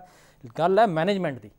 ਮੈਨੇਜਮੈਂਟ ਦੇ ਵਿੱਚ ਉਹੀ ਬੰਦਾ ਰਹਿ ਸਕਦਾ ਜਿਹੜਾ ਕਲੇਮ ਕਰੇ ਕਿ ਗੁਰੂ ਮਹਾਰਾਜ ਮੈਂ ਤੁਹਾਡੇ ਦੱਸੇ ਹੋਏ ਮਾਰਗ ਤੇ ਪਹਿਰਾ ਦੇਣਾ, ਹੱਥ ਖੜਾ ਹੋ ਕੇ ਕਰੇ ਜੀ ਕਿ ਮੈਂ ਕੋਈ ਕੁਰੈਤ ਨਹੀਂ ਕਰਾਂਗਾ, ਮੈਂ ਕੇਸਾਂ ਦੀ ਬੇਅਦਬੀ ਨਹੀਂ ਕਰਾਂਗਾ ਜੀ। ਜਿਹੜਾ ਕਰਨੈਲ ਸਿੰਘ ਹੋਣਾ ਨੇ ਇਹ ਗੱਲ ਕਿਹਾ ਕਿ ਵੀ ਸਹਿਜਧਾਰੀ ਦਾ ਸਿੱਖੀ ਨਾਲ ਕੋਈ ਲੈਣਾ ਦੇਣਾ ਨਹੀਂ, ਉਹਦੇ ਬਾਰੇ ਤੁਸੀਂ ਦੇਖੋ? ਮੈਂ ਥੋੜਾ ਜਿਹਾ ਇਹਨਾਂ ਨਾਲ ਇੱਥੇ ਡਿਫਰ ਕਰਦਾ ਹਾਂ। ਸਹਿਜਧਾਰੀ ਜਿਹੜਾ ਵਰਡ ਹੈਗਾ ਉਹ ਨੌਨ ਸਿੱਖ ਬੰਦੇ ਜਿਹੜੇ ਸਿੱਖੀ ਫੋਲਡ ਦੇ ਵਿੱਚ ਆਉਂਦੇ ਨੇ, ਜਿਵੇਂ ਕਿਸੇ ਬੰਦੇ ਦੀ ਕੋਈ ਮੰਨਤ ਪੂਰੀ ਹੋਈ, ਗੁਰੂ ਘਰ ਦੇ ਵਿੱਚ ਸ਼ਰਧਾ ਉਹਨੇ ਰੱਖੀ, ਗੁਰੂ ਮਹਾਰਾਜ ਅੱਗੇ ਅਰਦਾਸ ਕੀਤੀ, ਉਹਦੀ ਮੰਨਤ ਪੂਰੀ ਹੋਈ, ਉਹਨੇ ਆਪਣੇ ਸਭ ਤੋਂ ਵੱਡਾ ਮੁੰਡਾ ਗੁਰੂ ਘਰ ਨੂੰ ਦੇਤਾ ਕਿ ਮੈਂ ਇਹਨੂੰ ਸਿੱਖ ਸਜਾਤਾ ਜੀ, ਉਹ ਬੱਚਾ ਜਿਹੜਾ ਉਹ ਸਹਿਜਧਾਰੀ ਹੈ। ਉਹੀ ਗੱਲ ਨਾ ਕਿ ਉਹ ਸਿੱਖੀ ਸਰੂਪ ਦੇ ਵਿੱਚ ਜਦੋਂ ਤੱਕ ਉਹ ਅੰਮ੍ਰਿਤਪਾਨ ਨਹੀਂ ਕਰੇਗਾ ਉਹ ਸਹਿਜਧਾਰੀ ਹੈ। ਉਹਦੇ ਭੈਣ ਭਰਾ ਮਾਂ ਬਾਪ ਸਭ ਹਿੰਦੂ ਹੈ, ਮੁਸਲਮਾਨ ਹੈ, ਕੋਈ ਵੀ ਹੈ, ਲੇਕਿਨ ਉਹ ਇਕੱਲਾ ਘਰ ਦੇ ਵਿੱਚ ਸਿੱਖ ਹੈ, ਉਹ ਸਹਿਜਧਾਰੀ ਹੈ ਜੀ। ਲੇਕਿਨ ਉਹਦੇ ਅੱਗੇ ਬੱਚੇ ਜਿਹੜੇ ਹੈ ਉਹ ਸਹਿਜਧਾਰੀ ਨਹੀਂ ਹੈ ਜੀ। ਉਹ ਕੀ ਨੇ? ਉਹ ਸਿੱਖ ਨੇ ਜੀ। ਜਾਂ ਉਹ ਸਿੱਖ ਟੈਨੈਂਟਸ ਨੂੰ ਫੋਲੋ ਕਰਨ, ਉਹਨਾਂ ਨੇ ਚਾਹੇ ਅੰਮ੍ਰਿਤ ਨਾ ਵੀ ਛਕਿਆ ਹੋਵੇ ਉਹ ਤਾਂ ਵੀ ਸਿੱਖ ਹੈ, ਉਹਨਾਂ ਨੇ ਬਾਲ ਚਾਹੇ ਨਾ ਵੀ ਰੱਖੇ ਹੋਣ, ਨਹੀਂ ਬਾਲ ਨਾ ਰੱਖੇ ਤਾਂ ਪਤਿਤ ਹੋ ਗਏ ਜੀ, ਦੇ ਆਰ ਫਾਲਨ ਸਿੱਖਸ ਜੀ। ਜਿਹੜਾ ਪਤਿਤ ਆ ਉਹ ਸਿੱਖ ਨਹੀਂ ਹੈ, ਜਿਹੜਾ ਪਤਿਤ ਹੈ ਹੀ ਇਜ਼ ਅ ਫਾਲਨ ਸਿੱਖ। ਮਤਲਬ ਜਿਹੜਾ ਪਤਿਤ ਸ਼ਬਦ ਹੈ ਉਹਨੂੰ ਆਪਾਂ ਵਿਸ਼ੇਸ਼ਣ ਦੇ ਤੌਰ ਦੇ ਉੱਤੇ ਨਾ ਰੱਖੀਏ ਕਿ ਪਤਿਤ ਸਿੱਖ ਨਾਂ ਦੀ ਕੋਈ ਚੀਜ਼ ਨਹੀਂ ਹੁੰਦੀ, ਜਾਂ ਪਤਿਤ ਹੁੰਦਾ ਜਾਂ ਸਿੱਖ ਹੁੰਦਾ। ਹਾਂਜੀ ਹਾਂਜੀ ਇਹੀ ਕਹਿ ਰਹੇ ਹੋ ਰਾਣੂ ਜੀ? ਬਿਲਕੁਲ ਠੀਕ ਹੈ ਜੀ ਇਹਨਾਂ ਨੇ ਕਿ ਜਿਹੜਾ ਪਤਿਤ ਹੈ ਉਹ ਸਿੱਖ ਨਹੀਂ ਹੁੰਦਾ। ਇਸ ਕਰਕੇ ਇਹ ਜਿਹੜਾ ਸਾਨੂੰ ਪਤਿਤ ਕਹਿੰਦੇ ਨੇ ਇੱਥੋਂ ਕਲੀਅਰ ਹੋ ਜਾਂਦਾ ਕਿ ਅਸੀਂ ਸਿੱਖ ਨਹੀਂ ਹੈਗੇ ਜੀ। ਤੇ ਇਹ ਗੱਲ ਤੇ ਤਾਂ ਡਿਬੇਟਸ ਆਲਰੇਡੀ ਹਾਈ ਕੋਰਟ ਦੇ ਵਿੱਚ ਫੁੱਲ ਬੈਂਚ ਦੇ ਸਾਹਮਣੇ ਹੋ ਚੁੱਕੀਆਂ ਨੇ ਕਿ ਪਤਿਤ ਇਜ਼ ਨਾਟ ਅ ਸਿੱਖ। ਪਤਿਤ ਉਹ ਆ ਜਿਹੜਾ ਅੰਮ੍ਰਿਤ ਛਕ ਕੇ ਕਿਸੇ ਬੱਜਰ ਕੁਰੈਤ ਰਹੀ ਉਹਨੂੰ ਭੰਗ ਕਰੇ, ਜਿਹਨੇ ਅੰਮ੍ਰਿਤ ਛਕਿਆ ਨਹੀਂ ਤੇ ਉਹਨੂੰ ਪਤਿਤ ਕਹਿ ਕੇ ਧਰਮ ਚੋਂ ਬਾਹਰ ਕੱਢ ਦੇਣਾ is not valid and justified ਜੀ। ਮੈਂ ਇੱਥੇ ਇਹੀ ਬੇਨਤੀ ਕਰਾਂਗਾ, ਸਾਡੀਆਂ ਪਹਿਲਾਂ ਵੀ ਡਿਬੇਟਸ ਇਸੇ ਇਸ਼ੂ ਤੇ ਹੋਈਆਂ ਨੇ ਕਿ ਜਿਹੜੇ ਪਤਿਤ ਨੇ ਉਹ ਸਿਰਫ ਅੰਮ੍ਰਿਤ ਛਕ ਕੇ ਭੰਗ ਕਰਨ ਵਾਲੇ ਜਿਹੜੇ ਨੇ ਉਹ ਪਤਿਤ ਹੁੰਦੇ ਨੇ। ਅਮਰਿੰਦਰ ਜੀ, ਸਮੇਂ ਦੇ ਨਾਲ ਨਾਲ ਬਹੁਤ ਸਾਰੀਆਂ ਚੀਜ਼ਾਂ ਬਦਲੀਆਂ ਨੇ। ਜੋ 1699 ਦੀ ਵਿਸਾਖੀ ਵਾਲੇ ਦਿਨ ਤੋਂ ਬਾਅਦ ਤੁਸੀਂ ਜਿਹੜਾ 1920-21 ਦੇ ਦੌਰ ਦਾ ਜ਼ਿਕਰ ਕੀਤਾ, ਉਹ ਬਿਲਕੁਲ ਹੀ ਵੱਖਰੇ ਹਾਲਾਤ ਦੇ ਵਿੱਚ ਗੱਲ ਹੋ ਰਹੀ ਸੀ। ਉਸ ਵੇਲੇ ਉਸ ਕਿਸਮ ਦਾ ਰਾਜ ਨਹੀਂ ਸੀ, ਉਸ ਕਿਸਮ ਦੀਆਂ ਸਰਕਾਰਾਂ ਨਹੀਂ ਸੀ। ਉਹ ਤੋਂ ਬਾਅਦ ਜਦੋਂ ਇਸ ਦੌਰ ਦੇ ਵਿੱਚ ਆ, ਹੁਣ ਅਸੀਂ ਬਿਲਕੁਲ ਹੋਰ ਕਿਸਮ ਦੇ ਦੌਰ ਦੇ ਵਿੱਚ ਨਿਕਲ ਰਹੇ ਹਾਂ। ਤੇ ਇਸ ਵੇਲੇ ਜਿਹੜੇ ਸਿੱਖ ਨੇ ਉਹ ਪੂਰੀ ਦੁਨੀਆ ਦੇ ਵਿੱਚ ਰਹਿ ਰਹੇ ਨੇ, ਵੱਖਰੇ ਵੱਖਰੇ ਸੱਭਿਆਚਾਰ ਨਾਲ ਜੁੜੇ ਹੋਏ ਨੇ, ਵੱਖਰੇ ਵੱਖਰੇ ਉਹਨਾਂ ਦੀ ਜੀਵਨ ਸ਼ੈਲੀ ਹੈ। ਇਸ ਹਾਲਾਤ ਦੇ ਵਿੱਚ ਕੀ ਇਹ ਮੁੱਦੇ ਨੂੰ ਨਵੇਂ ਸਿਰੇ ਤੋਂ ਨਹੀਂ ਵਿਚਾਰਿਆ ਜਾਣਾ ਚਾਹੀਦਾ? ਨਹੀਂ, ਜਿਹੜੇ ਬੇਸਿਕ ਟੈਨੈਂਟਸ ਹੈਗੇ, ਬੇਸਿਕ ਪ੍ਰਿੰਸੀਪਲਸ ਨਾਲ ਤਾਂ ਕੰਪਰੋਮਾਈਜ਼ ਸਿੱਖੀ ਕਿਆ ਕਿਸੇ ਚੀਜ਼ 'ਚ ਵੀ ਨਹੀਂ ਹੋ ਸਕਦਾ। ਜੇ ਤੁਸੀਂ ਕਿਸੇ ਵੀ ਸੰਸਥਾ ਦਾ, ਕਿਸੇ ਵੀ ਸਿਸਟਮ ਦੇ ਬੇਸਿਕ ਪ੍ਰਿੰਸੀਪਲਸ ਨੂੰ ਕੰਪਰੋਮਾਈਜ਼ ਕਰਦੇ ਹੋ ਤੇ ਉਹ ਖਤਮ ਹੋ ਜਾਏਗੀ ਸਿਸਟਮ। ਕਨਸਟੀਟਿਊਸ਼ਨ ਨਾਲ ਤੁਸੀਂ ਕੰਪਰੋਮਾਈਜ਼ ਕਰੋ ਤੇ ਜਿਹੜੇ ਬੇਸਿਕ ਉਹਦੇ ਟੈਨੈਂਟਸ ਹੈਗੇ ਆ ਤੇ ਕਨਸਟੀਟਿਊਸ਼ਨ ਨਹੀਂ ਰਹੇਗਾ। ਤੇ ਜਿਹੜੇ ਸਿੱਖੀ ਦੇ ਬੇਸਿਕ ਕਨਸਟੀਟਿਊਸ਼ਨ ਟੈਨੈਂਟਸ ਹੈਗੇ ਆ, ਕੁਰੈਤਾਂ ਹੈਗੀਆਂ, ਵਜਰ ਕੁਰੈਤਾਂ ਹੈਗੀਆਂ, ਰਾਈਟਸ ਐਂਡ ਡਿਊਟੀਜ਼ ਹੈਗੇ ਆ, ਉਹ ਜ਼ਰੂਰੀ ਨਹੀਂ ਹੈ ਕਿ ਅੰਮ੍ਰਿਤਧਾਰੀ ਲਈ ਲਾਗੂ ਹਨ। ਉਹ ਨਾਨ ਅੰਮ੍ਰਿਤਧਾਰੀ ਸਿੱਖ ਲਈ ਵੀ ਜਿਹੜਾ ਸਿੱਖ ਘਰਾਣੇ ਦੇ ਵਿੱਚ। ਵੈਸੇ ਬਜਰ ਕੁਰੈਤਾਂ ਦੇ ਵਿੱਚ ਕੀ ਆਉਂਦਾ? ਬਜਰ ਕੁਰੈਤਾਂ ਦੇ ਵਿੱਚ ਕੇਸਾਂ ਦੀ ਬੇਅਦਬੀ ਹੈਗੀ ਆ, ਕੁੱਠਾ ਖਾਣਾ ਹੈਗਾ, ਹਲਾਲ ਖਾਣਾ ਜਿਹਨੂੰ ਆਪਾਂ ਕਹਿੰਦੇ ਆ, ਪਰ ਇਸਤਰੀ ਦਾ ਸੰਗ ਹੈਗਾ, 4 ਬਜਰ ਕੁਰੈਤਾਂ ਹੈਗੀਆਂ। ਤੇ ਇਹ ਤਾਂ ਹਰ ਸਿੱਖ ਨੂੰ ਇਹਨਾਂ ਤੇ ਪਹਿਰਾ ਦੇਣਾ ਪਏਗਾ। ਜੇ ਉਹ ਇਹਨਾਂ ਦੇ ਵਿੱਚ ਹੁੰਦਾ ਤੇ he is defiling himself, he is defiling his soul, he is defiling his body, he is defiling his religion. ਹਾਂਜੀ, ਉਹ ਕਲੇਮ ਨਹੀਂ ਕਰ ਸਕਦਾ ਕਿ ਵੀ ਮੈਂ ਸਭ ਕੁਝ ਵੀ ਕਰਾਂ ਤੇ ਮੈਂ ਸਿੱਖ ਵੀ ਰਹਾ। 4 ਵਜਰ ਕਰਾਇਤਾਂ ਨੇ ਉਹਨਾਂ ਦੇ ਵਿੱਚ ਜਿਹੜੇ ਕੇਸਾਂ ਦੀ ਬੇਅਦਬੀ ਕਰਨਾ ਸ਼ਾਮਿਲ ਹੈ, ਤੇ ਤੁਸੀਂ ਕੇਸਾਂ ਦੀ ਬੇਅਦਬੀ ਤਾਂ ਕਬੂਲ ਕਰਦੇ ਹੋ, ਇਸੇ ਕਰਕੇ ਕੇਸਾਂ ਕਾਰਨ ਹੀ ਤੁਸੀਂ ਆਪਣੇ ਆਪ ਨੂੰ ਸਹਿਜਧਾਰੀ ਹੋਣ ਦਾ ਦਾਅਵਾ ਕਰਦੇ ਹੋ। ਮੈਂ ਇੱਥੇ ਗੱਲ ਕਲੀਅਰ ਕਰਨੀ ਚਾਹੁੰਦਾ, ਮੈਨੂੰ ਬੜੀ ਖੁਸ਼ੀ ਹੈ ਕਿ ਇਹਨਾਂ ਨੇ ਵਜਰ ਕਰਾਇਤਾਂ ਪੂਰੀਆਂ ਕਲੀਅਰਲੀ ਦੱਸੀਆਂ ਕਿ ਤੰਬਾਕੂ ਦਾ ਸੇਵਨ, ਕੇਸਾਂ ਦੀ ਬੇਅਦਬੀ ਜਾਂ ਹਲਾਲ ਮੀਟ ਦਾ ਸੇਵਨ ਤੇ ਜਾਂ ਪਰਾਈ ਮਰਦ ਇਸਤਰੀ ਦਾ ਸੰਗ। ਤੋ ਜਿਹੜੀ ਕੇਸਾਂ ਦੀ ਬੇਅਦਬੀ ਹੈ ਇਹ ਸਾਡੀ ਨਜ਼ਰ ਆ ਜਾਂਦੀ ਹੈ ਕਿਉਂਕਿ ਪਤਾ ਲੱਗ ਜਾਂਦਾ ਕਿ ਵਾਲ ਕੱਟੇ ਕਿ ਨਹੀਂ। ਤੇ ਬਾਕੀ ਜਿਹੜੀਆਂ ਵਜਰ ਕਰਾਇਤਾਂ ਨੇ ਉਹ ਆਪਾਂ ਕਦੇ ਕੋਈ ਸਾਡੇ ਕੋਲ ਮੀਟਰ ਨਹੀਂ ਹੁੰਦਾ ਕਿ ਅਸੀਂ ਜੱਜ ਕਰ ਸਕੀਏ ਕਿ ਇਹਨੇ ਕੋਈ ਵਜਰ ਕਰਾਇਤ ਕੀਤੀ ਹੈ ਕਿ ਨਹੀਂ ਕੀਤੀ। ਤੇ ਇਹਦੇ 'ਚ ਇਸ ਚੀਜ਼ ਤੇ ਪਹਿਰਾ ਦੇਣ ਦੀ ਲੋੜ ਹੈ ਕਿ ਅਸੀਂ ਇਹ ਵਜਰ ਕਰਾਇਤਾਂ ਹੈਗੀਆਂ ਜਿਹਨੇ ਅੰਮ੍ਰਿਤ ਛਕ ਕੇ ਅੰਮ੍ਰਿਤ ਨੂੰ ਇਸ ਕਰਾਇਤ ਕਰਕੇ ਭੰਗ ਕੀਤਾ ਹੋਵੇ ਉਹ ਪਤਿਤ ਹੋ ਜਾਂਦਾ ਹੈ, ਤੇ ਜਿਹਨੇ ਅੰਮ੍ਰਿਤ ਛਕਿਆ ਹੀ ਨਹੀਂ, ਜਿਹਨੇ ਐਗਰੀਮੈਂਟ ਸਾਈਨ ਹੀ ਨਹੀਂ ਕੀਤਾ ਚਲੋ ਉਹ ਤਾਂ ਗੱਲ ਤੁਹਾਡੀ ਬਿਲਕੁਲ ਸਪਸ਼ਟ ਹੋ ਗਈ ਹੈ। ਕਰਨੈਲ ਜੀ ਜਿਹੜੀ ਇਹ ਗੱਲ ਹੈ ਇਹ ਤਾਂ ਇੱਕ ਬਹੁਤ ਹੀ ਅਹਿਮ ਮੁੱਦਾ ਹੈ ਕਿ ਵੀ ਜੇ ਕੋਈ ਅੰਮ੍ਰਿਤ ਛਕ ਕੇ ਬੇਈਮਾਨੀ ਕਰੇ, ਜਾਂ ਤੁਸੀਂ ਵੀ ਪੰਜਾਬ ਦੀਆਂ ਬਹੁਤ ਸਾਰੀਆਂ ਜਥੇਬੰਦੀਆਂ ਬਾਰੇ, ਸਿਆਸੀ ਪਾਰਟੀਆਂ ਬਾਰੇ ਦਾਅਵੇ ਕਰਦੇ ਹੋ, ਉਹਨਾਂ ਬਾਰੇ ਇਹ ਵੀ ਕਹਿੰਦੇ ਹੋ ਕਿ ਇਹ ਸਿੱਖ ਨਹੀਂ ਹੈਗੀਆਂ, ਜਦੋਂ ਕਿ ਉਹ ਦੇਖਣ ਨੂੰ ਉੱਦਾਂ ਦੀਆਂ ਸਿੱਖ ਨੇ ਜਿੱਦਾਂ ਦਾ ਸਿੱਖ ਹੋਣ ਦੀ ਤੁਸੀਂ ਤਵੱਕੋ ਕਰਦੇ ਹੋ, ਫਿਰ ਇਹ ਕਿਵੇਂ ਦੇਖਿਆ ਜਾਵੇਗਾ ਕਿ ਵੀ ਇਹਨਾਂ ਨੇ ਜਿਹੜੀ ਵਜਰ ਕਰਾਇਤ ਕੀਤੀ ਹੈ ਉਹਦੀ ਤਾਂ ਇਹਨਾਂ ਨੂੰ ਸਜ਼ਾ ਦਿੱਤੀ ਜਾਏਗੀ ਤੁਰੰਤ, ਉਹਦੇ ਤੇ ਸਾਰੇ ਸਹਿਮਤ ਹੋ ਜਾਣਗੇ। ਜਿਹੜੀਆਂ ਬਾਕੀ ਵਜਰ ਕਰਾਇਤਾਂ ਹੋਣਗੀਆਂ ਜਿੱਥੇ ਪੰਥ ਨਾਲ ਧੋਖਾ ਕੀਤਾ ਜਾਏਗਾ, ਸਮਾਜ ਨਾਲ ਧੋਖਾ ਕੀਤਾ ਜਾਏਗਾ, ਉਹ ਨਜ਼ਰਅੰਦਾਜ਼ ਹੋ ਜਾਣਗੀਆਂ। ਦੇਖੋ ਕਦੀ ਨਹੀਂ ਉਹ ਨਜ਼ਰਅੰਦਾਜ਼ ਹੁੰਦੀਆਂ। ਮੇਨ ਗੱਲ ਦਲਜੀਤ ਜੀ, ਸਭ ਤੋਂ ਮੇਨ ਗੱਲ ਇਹ ਆ ਕਿ ਇੱਕ ਸਿਆਸੀ ਤੌਰ ਦੇ ਉੱਤੇ ਕਈ ਐਸੇ ਮਸਲੇ ਆ ਜਿਹੜੇ ਉਹ ਸਾਹਮਣੇ ਆ। ਜਦੋਂ ਇਲੈਕਸ਼ਨ ਹੋ ਰਹੇ ਸੀ ਸ਼੍ਰੋਮਣੀ ਗੁਰਦੁਆਰਾ ਪ੍ਰਬੰਧਕ ਕਮੇਟੀ ਦੇ, ਅਸੀਂ ਵੀ ਇਲੈਕਸ਼ਨ ਲੜ ਰਹੇ ਸੀ, ਤਾਂ ਅਸੀਂ ਇਲੈਕਸ਼ਨ ਕਮਿਸ਼ਨ ਦੇ ਪਾਸ, ਗੁਰਦੁਆਰਾ ਇਲੈਕਸ਼ਨ ਕਮਿਸ਼ਨ ਪਾਸ ਆਏ ਔਰ ਉਹਨਾਂ ਨੂੰ ਦਿਖਾਇਆ, ਉਸ ਦਿਨ ਦੀਆਂ ਰਿਪੋਰਟਾਂ ਵੀ ਦਿੱਤੀਆਂ, ਅਬਜ਼ਰਵਰ ਵੀ ਲਗਾਏ ਸੀ ਉਹਨਾਂ ਨੇ, ਉਹਦੇ ਵਿੱਚ ਦੱਸਿਆ ਕਿ ਆਹ ਦੇਖੋ ਪਤਤ ਵੋਟਾਂ ਪਾ ਰਹੇ ਨੇ ਜੀ, ਉਹਨਾਂ ਦੀਆਂ ਫੋਟੋ, ਉਹਨਾਂ ਦੇ ਵੀਡੀਓਗ੍ਰਾਫ, ਉਹ ਸਾਰਾ ਕੁਝ ਦਿੱਤਾ ਕਿ ਇੱਕ ਪਾਸੇ ਹਾਕਮ ਧਿਰ ਜਿਹੜੀ ਇਹ ਗੱਲ ਕਹਿ ਰਹੀ ਹੈ ਕਿ ਸਹਿਜਧਾਰੀਆਂ ਨੂੰ ਵੋਟ ਦਾ ਹੱਕ ਨਹੀਂ ਹੋਣਾ ਚਾਹੀਦਾ, ਲੇਕਿਨ ਦੂਸਰੇ ਪਾਸੇ ਮੋਨੇ ਕੋਨੇ ਜਿੰਨੇ ਵੀ ਹੈਗੇ ਨੇ ਉਹ ਸ਼ਰੇਆਮ ਵੋਟਾਂ ਪਾ ਰਹੇ ਨੇ। ਤਾਂ ਇਹ ਕਿਸ ਤਰ੍ਹਾਂ ਦੀ ਗੱਲ ਹੈ, ਇਹਦੇ ਉੱਪਰ ਕੋਈ ਤੁਸੀਂ ਸਾਡੀ ਸ਼ਿਕਾਇਤ ਦਰਜ ਕਰੋ। ਸੋ ਇਹ ਬੜਾ ਵੱਡਾ ਇੱਕ ਡਰਾਬੈਕ ਹੈ ਸਾਡੇ, ਜਿਵੇਂ ਇਹਨਾਂ ਨੇ 3 ਗੱਲਾਂ ਕੀਤੀਆਂ, ਬਿਲਕੁਲ ਸਹੀ ਗੱਲਾਂ ਨੇ ਕਿ ਇੱਕ ਚੀਜ਼ ਸਾਹਮਣੇ ਆ ਜਾਂਦੀ ਹੈ, 3 ਚੀਜ਼ਾਂ ਨਹੀਂ ਸਾਹਮਣੇ ਆਉਂਦੀਆਂ। ਇਹ ਇੱਕ ਮਨੁੱਖ ਨੂੰ ਜਦੋਂ ਗੁਰੂ ਸਾਹਿਬ ਨੇ ਇੱਕ ਐਸੇ ਸਿਧਾਂਤ ਦੇ ਵਿੱਚ ਲਿਆ ਕੇ, ਇਹ ਜਿਸ ਦਾ ਡਿਸਿਪਲਿਨ ਦੇ ਵਿੱਚ ਲਿਆ ਕੇ ਖੜਾ ਕਰਨ ਦੀ ਕੋਸ਼ਿਸ਼ ਕੀਤੀ, ਔਰ ਉਸ ਤੋਂ ਲੈ ਕੇ ਅੱਜ ਤੱਕ ਉਹਨਾਂ ਨੇ ਕਿਹਾ ਕਿ ਸੰਪੂਰਨ ਸਿੱਖ ਬਣਨ ਵਾਸਤੇ, ਸੰਪੂਰਨ ਜਿਹੜਾ ਅੰਮ੍ਰਿਤ ਪਾਨ ਕਰਕੇ ਤੁਸੀਂ ਇੱਕ ਸਿਧਾਂਤ ਦੇ ਨਾਲ, ਪਰਮਾਤਮਾ ਦੇ ਨਾਲ ਇੱਕ ਆਪਣੀ ਵੱਖਰੀ ਆਇਡੈਂਟੀਟੀ ਦੇ ਤੌਰ ਤੇ ਸਾਹਮਣੇ ਆ ਸਕਦੇ ਹੋ। ਸੋ ਉਸ ਆਇਡੈਂਟੀਟੀ ਤੋਂ ਬਹੁਤ ਸਾਰੇ ਲੋਕਾਂ ਨੂੰ ਬੜਾ ਵੱਡਾ ਜਿਹੜਾ ਹਿੰਦੂਤਵ ਹੈ, ਜਿਹਨੂੰ RSS ਕਹਿੰਦੇ ਆ, ਉਹਦਾ ਸਿੱਧਾ ਜੋ ਸਾਰਾ ਹਿੰਦੂਤਵ RSS ਨਹੀਂ ਹੈਗਾ। ਨਹੀਂ, ਮੈਂ ਉਸ ਗੱਲ ਕਰਦਾ ਕਿ ਜਿਹੜਾ ਇਸ ਗੱਲ ਦੀ ਕਹਿੰਦਾ ਕਿ ਇਹ ਸਾਰਾ ਜਿਹੜਾ ਹਿੰਦੂਤਵ ਹੈ ਉਹ RSS ਕਹਿੰਦਾ, ਕਲੇਮ ਕਰਦਾ ਕਿ ਸਾਰਾ ਮੇਰੇ ਅੰਡਰ ਹੈ, ਯਾਨੀ ਕਿ ਜੋ ਮੈਂ ਕਹਿੰਦਾ ਕਿ ਉਹ ਗੱਲ ਮੰਨੇ। ਜਿਵੇਂ ਸਾਡੇ ਵੀ ਕੁਝ ਲੋਕ ਹੈਗੇ ਨੇ ਕਿ ਦਬਾ ਕੇ ਕਿਸੇ ਨੂੰ ਕੋਈ ਗੱਲ ਆਪਣੀ ਮਨਾਉਣੀ, ਤਾਂ ਉਹਨਾਂ ਗੱਲਾਂ ਦੇ ਵਿੱਚ ਜਿਹੜੀ ਤੁਸੀਂ ਇਹ ਗੱਲ ਦੂਜੀ ਵਾਰ ਦੁਹਰਾ ਰਹੇ ਹੋ ਕਿ ਵੀ ਮਤਲਬ ਸਿੱਖਾਂ ਤੋਂ ਉਹਨਾਂ ਦੀ ਜਿਹੜੀ ਵੱਖਰੀ ਹੋਂਦ ਹੈ ਉਹ ਖੋਈ ਜਾ ਰਹੀ ਹੈ, ਤੁਸੀਂ ਰਾਣੂ ਹੋਣਾ ਨੂੰ, ਮੈਂ ਬਿਲਕੁਲ ਪੁਆਇੰਟਡ ਸਵਾਲ ਪੁੱਛ ਰਿਹਾ, ਉਹਨਾਂ ਨੂੰ ਉਸ ਸਾਜ਼ਿਸ਼ ਦਾ ਹਿੱਸਾ ਮੰਨਦੇ ਹੋ? ਦੇਖੋ ਜੀ, ਬਿਲਕੁਲ ਮੈਂ ਇਹਨਾਂ ਦੇ ਉੱਤੇ ਕੋਈ ਐਲੀਗੇਸ਼ਨ ਨਹੀਂ ਇਸ ਗੱਲ ਦਾ, ਪਰ ਇਹ ਕਿਸੇ ਨਾ ਕਿਸੇ ਤਰੀਕੇ ਦੇ ਨਾਲ, ਮਤਲਬ ਇਹਦੇ ਵਿੱਚ ਆਪਾਂ ਨੂੰ ਇੰਨਾ ਡਿਪਲੋਮੈਟਿਕ ਹੋਣ ਦੀ ਕੀ ਲੋੜ ਹੈ? ਜੇ ਕੋਈ ਵੱਡੀ ਸਾਜ਼ਿਸ਼ ਸਿੱਖਾਂ ਦੇ ਖਿਲਾਫ ਇਹ ਹੈ ਤੇ ਫਿਰ ਨਾਂ ਕਿਉਂ ਨਹੀਂ ਲਿਆ ਜਾ ਸਕਦਾ? ਨਹੀਂ, ਦੇਖੋ ਉਹਦੀ ਨਾਂ ਤਾਂ ਅਸੀਂ ਰੋਜ਼ ਲੈਂਦੇ ਆ ਕਿ ਕਿਸ ਜਿਹੜਾ ਇੱਕ ਆਪਣੀ ਅੱਜ ਦੇ ਸੰਵਿਧਾਨ ਦੇ ਵਿੱਚ, ਮੈਂ ਸੰਵਿਧਾਨ ਦੀ ਗੱਲ ਕਰ ਦੇਣਾ, ਉਸ ਦੇ ਵਿੱਚ ਕਿਤੇ ਆਪਾਂ ਸੰਵਿਧਾਨ ਦੀ ਗੱਲ ਨਾ ਕਰੀਏ। ਮੈਂ ਮੇਰੀ ਗੱਲ ਸੁਣੋ, ਮੈਂ ਇਸ ਗੱਲ ਤੇ ਕਲੀਅਰ ਕਰਦਾ ਹਾਂ, ਸ਼ਾਇਦ ਕਰਨੈਲ ਸਿੰਘ ਜੀ ਖੁੱਲ ਕੇ ਨਾ ਬੋਲਣ, ਮੈਂ ਬਿਲਕੁਲ ਇਸ ਗੱਲ ਨੂੰ ਦਾਅਵੇ ਨਾਲ ਕਹਿੰਦਾ ਹਾਂ ਕਿ ਰਾਣੂ ਸਾਹਿਬ ਇਸ ਸਾਰੇ ਗੇਮ ਪਲਾਨ ਦਾ ਇੱਕ ਇਹ ਮਤਲਬ ਉਹਦੇ ਉਹ ਸਾਜ਼ਿਸ਼ ਦਾ ਹਿੱਸਾ ਨੇ, ਸਾਜ਼ਿਸ਼ ਦਾ ਹਿੱਸਾ ਨੇ, ਭਾਵੇਂ ਨੋਇੰਗਲੀ ਔਰ ਅਨਨੋਇੰਗਲੀ। ਹਾਂਜੀ, ਇਹਨਾਂ ਨੂੰ ਇਸ ਚੀਜ਼ ਦਾ ਪਤਾ ਜਾਂ ਨਹੀਂ ਪਤਾ, ਇਹਨਾਂ ਨੂੰ ਕਈ ਵਾਰੀ ਕੋਈ ਮਸ਼ੀਨਰੀ ਚਲਾ ਰਹੀ ਹੁੰਦੀ ਹੈ, ਇਹਨਾਂ ਨੂੰ ਆਪ ਨੂੰ ਸਮਝ ਸ਼ਾਇਦ ਇਸ ਗੱਲ ਦੇ, ਇਹਨਾਂ ਨੂੰ ਪਿੱਛੇ ਕੌਣ ਫੀਡਬੈਕ ਦੇ ਰਿਹਾ, ਆਖਰ ਫਾਈਨੈਂਸ ਵੀ ਹੋ ਰਿਹਾ, ਪੈਸੇ ਵੀ ਆ ਰਹੇ ਆ, ਸੁਪਰੀਮ ਕੋਰਟ ਤੱਕ ਕੇਸ ਲੜਨੇ ਐਡੇ ਸੌਖੇ ਨਹੀਂ ਹੈ। Who is the person, who is the force behind them? ਜਿਹੜੇ ਲੋਕ ਜਦੋਂ ਅਸੀਂ ਬਾਦਲ ਸਾਹਿਬ ਦੇ ਖਿਲਾਫ ਬੋਲਦੇ ਆ, ਜਿਹੜੇ ਲੋਕ ਬਾਦਲ ਸਾਹਿਬ ਦੇ ਖਿਲਾਫ ਨੇ ਉਹ ਸਾਡੀ ਪਿੱਠ ਤੇ ਆ ਖੜਦੇ ਨੇ, ਤੇ ਜਦੋਂ ਹੁੰਦਾ ਮੁੱਦਾ ਕਿ ਸਿੱਖ ਕੌਣ ਹੈ ਉੱਥੇ ਉਹ ਸਾਡਾ ਵਿਰੋਧ ਕਰਦੇ ਨੇ। ਇਹ ਬੜੀ ਇੱਕ ਹਾਸੋਹੀਣੀ ਦੀ ਗੱਲ ਹੈ। ਮੈਂ ਇਹ ਸਵਾਲ ਮੈਂ ਇਹਨਾਂ ਕੋਲ ਲੈ ਕੇ ਵਾਪਸ ਜਾਵਾਂਗਾ, ਤੁਸੀਂ ਇੱਕ ਵਾਰ ਆਪਣਾ ਜਵਾਬ ਦੇ ਦਿਓ। ਪਰ ਅੱਜ ਅਗਰ ਅਸੀਂ ਗਰਾਊਂਡ ਰਿਐਲਿਟੀ ਦੇਖੀਏ ਤਾਂ 80% ਆਫ ਸਿੱਖ ਪੋਪੂਲੇਸ਼ਨ ਜਿਹੜੀ ਹੈਗੀ ਆ, ਵਰਲਡ ਸਿੱਖ ਪੋਪੂਲੇਸ਼ਨ, ਉਹ ਕੇਸਾਧਾਰੀ ਔਰ ਰਹਿਤਧਾਰੀ ਜਾਂ ਅੰਮ੍ਰਿਤਧਾਰੀ ਨਹੀਂ ਹੈਗੀ ਜੀ। ਪਰ they are born in Sikh families. ਅੱਜ ਅਸੀਂ ਉਹਨਾਂ ਨੂੰ ਕਹਿ ਦਈਏ ਕਿ ਨੌਨ ਸਿੱਖ ਨੇ ਤਾਂ ਸਾਡਾ ਰਿਲੀਜਨ ਕਿੱਡਾ ਕੁ ਰਹਿ ਜਾਂਦਾ। We are already a minority. ਅਸੀਂ ਇੱਕ ਅਲਪਸੰਖਿਅਕ ਧਰਮ ਹੈ, ਉਹਦੇ 'ਚੋਂ ਅਸੀਂ ਮਿਨੋਰਿਟੀ 'ਚੋਂ ਇੱਕ ਵੱਡੀ ਮੈਜੋਰਿਟੀ ਨੂੰ ਅਸੀਂ ਨੌਨ ਸਿੱਖ ਕਹਿ ਕੇ ਬਾਹਰ ਕੱਢ ਦਈਏ, ਦਿਸ ਇਜ਼ ਨੋਟ ਜਸਟੀਫਾਈਬਲ। ਸਾਡੀਆਂ ਬੇਨਤੀਆਂ ਇਹ ਨੇ ਕਿ ਜਿਹੜੇ ਅੰਮ੍ਰਿਤਧਾਰੀ ਸਿੰਘ ਨੇ ਉਹ ਸਾਡੇ ਪਿਓਰੈਸਟ ਫਾਰਮ ਨੇ, ਉਹ ਸਾਡੇ ਹੀਰੇ ਨੇ। ਉਹ ਹੀਰੇ ਜਿਹੜੇ ਨੇ ਉਹ ਤਾਜ ਦੇ ਹੀਰੇ ਨੇ। ਸਹਿਜਧਾਰੀ ਜਿਹੜੇ ਉਹ ਤਾਜ ਨੇ, ਉਹ ਸਾਡਾ ਜਿਹੜਾ ਬੇਸ ਹੈ। ਅਗਰ ਅਸੀਂ ਬੇਸ ਖਤਮ ਕਰ ਦਾਂਗੇ ਕੱਲਾ ਤਾਜ ਨਹੀਂ ਟਿਕੇਗਾ। ਅਮਰਿੰਦਰ ਜੀ ਜਿਹੜਾ ਇਹ ਸਵਾਲ ਮੈਂ ਇਹਨਾਂ ਦੇ ਇਹ ਹੀਰਿਆਂ ਨੂੰ ਕਰ ਲੈਂਦੇ ਐਡਮਿਨਿਸਟਰ ਗੁਰਦੁਆਰਾ ਸਾਹਿਬ ਨੂੰ ਜੀ। ਗੁਰਦੁਆਰਾ ਸਾਹਿਬ ਦੀ ਮੈਨੇਜਮੈਂਟ ਇਹਨਾਂ ਦੇ ਹਿਸਾਬ ਨਾਲ ਹੀਰੇ ਹੈਗੇ ਆ, ਹੀਰਿਆਂ ਨੂੰ ਸਾਂਭ ਲੈਣ ਦੇਣ ਗੁਰਦੁਆਰੇ। ਨਹੀਂ ਬਿਲਕੁਲ ਗਲਤ। ਮੈਂ ਇਹ ਹੀਰਿਆਂ ਨੂੰ ਸਾਂਭਣ ਵੀ ਨਹੀਂ ਦਿੰਦੇ ਗੁਰਦੁਆਰੇ। ਮੈਂ ਇੱਕ ਕਲੀਅਰ ਗੱਲ ਕਰਨੀ ਚਾਹੁੰਦਾ ਕਿ ਸਹਿਜਧਾਰੀ ਸਿੱਖ ਪਾਰਟੀ ਗੈਰ ਪੰਥਕ ਨਹੀਂ ਹੈ। ਮੈਂ ਕਿਹਾ ਸੀ ਅਸੀਂ ਵੋਟਿੰਗ ਰਾਈਟ ਹੀ ਮੰਗਦੇ ਹਾਂ, ਅਸੀਂ ਕੋਈ ਚੋਣ ਲੜਨ ਦਾ ਅਧਿਕਾਰ ਨਹੀਂ ਮੰਗ ਰਹੇਗੇ। ਬਿਕੋਜ਼ ਜਿਹੜਾ ਗੁਰਦੁਆਰਾ ਐਕਟ ਹੈ ਉਹ 'ਚ ਬੜਾ ਸੇਫ ਗਾਰਡ ਹੈ। ਸੈਕਸ਼ਨ 45 ਦੇ ਵਿੱਚ ਸਾਫ਼ ਲਿਖਿਆ ਹੋਇਆ ਕਿ ਸਿਰਫ ਅੰਮ੍ਰਿਤਧਾਰੀ ਸਿੰਘ ਹੀ ਮੈਂਬਰ ਬਣ ਸਕਦਾ। ਸੋ ਪ੍ਰਬੰਧਕ ਜਿਹੜਾ ਪ੍ਰਬੰਧ ਦੀ ਗੱਲ ਹੈ, ਜਿੱਥੋਂ ਤੱਕ ਅਮਰਿੰਦਰ ਜੀ ਕਹਿ ਰਹੇ ਕਿ ਪ੍ਰਬੰਧ ਦੇ ਵਿੱਚ ਮਤਲਬ ਕਿ ਜਿਹੜੇ ਪਿਓਰੈਸਟ ਬੰਦੇ ਹੀ ਆ ਸਕਦੇ ਨੇ, ਬਿਲਕੁਲ ਮੈਂ ਸਹਿਮਤ ਹਾਂ। ਔਰ ਸਾਡੀ ਕੋਈ ਮੰਗ ਵੀ ਨਹੀਂ ਹੈ ਇਹੋ ਜੀ। ਅਸੀਂ ਕਹਿੰਦੇ ਵੀ ਜਿਹੜੇ ਪਿਓਰੈਸਟ ਬੰਦੇ ਨੇ, ਜਿਹੜੇ ਸਾਡੇ ਹੀਰੇ ਨੇ, ਵੀ ਉਹ ਸਾਡੇ ਉੱਥੇ ਰਾਜ ਕਰਨ, ਪ੍ਰਬੰਧ ਦੇਖਣ, ਸਭ ਕੁਝ ਕਰਨ, ਪਰ ਉਹਨਾਂ ਨੂੰ ਚੁਣਨ ਦਾ ਅਧਿਕਾਰ ਤਾਂ ਸਾਨੂੰ ਹੋਣਾ ਚਾਹੀਦਾ ਨਾ। ਅਮਰਿੰਦਰ ਜੀ, ਜਿਨ੍ਹਾਂ ਨੂੰ ਉਹਨਾਂ ਨੇ ਹੀਰਿਆਂ ਦੀ ਉਹ ਪਦਵੀ ਦਿੱਤੀ ਹੈ, ਕੀ ਉਹ ਸਾਰੇ ਹੀਰੇ ਹੀ ਨੇ?